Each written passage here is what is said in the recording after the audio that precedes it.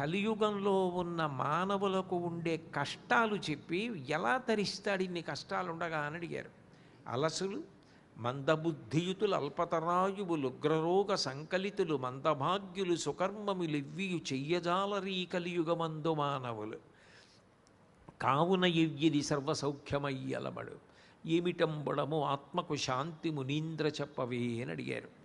మిగిలిన యుగాల్లో ధర్మాచరణ మనకు అనుకూలమైనటువంటి పరిస్థితి.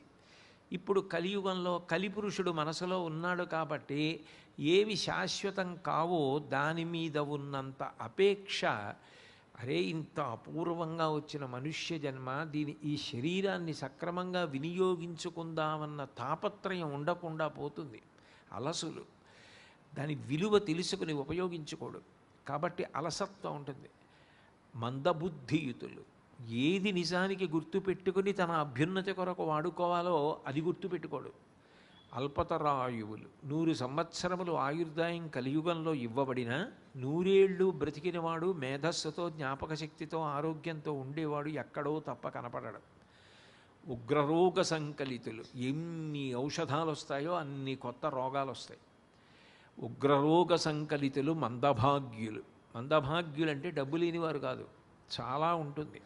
పుణ్యకార్యం చేయవలసి వస్తే మాత్రం నా దగ్గర ఏముందంటాడు, అప్పుడు మందభాగ్యులు అంటారు. మందభాగ్యులు సుకర్మములు ఇవ్వియు చెయ్యజాలరీ కలియుగమందు మానవులు కావున ఎయ్యది సర్వసౌఖ్యమయ్యలవడు ఏమిటంబడము ఆత్మకు శాంతి మునీంద్ర చెప్పవే అని అడిగారు. కలియుగంలో తేలిక మార్గం ఏమైనా ఉంటుందా? మరి లోపల ఉన్న కలిపురుషుడు ఎప్పుడు అవకాశం దొరుకుతుందా అని ఎదురు చూస్తూ ఉంటాడు.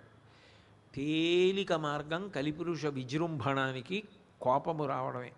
కోపం వచ్చిందా మనిషి రాక్షసుడైపోతాడు.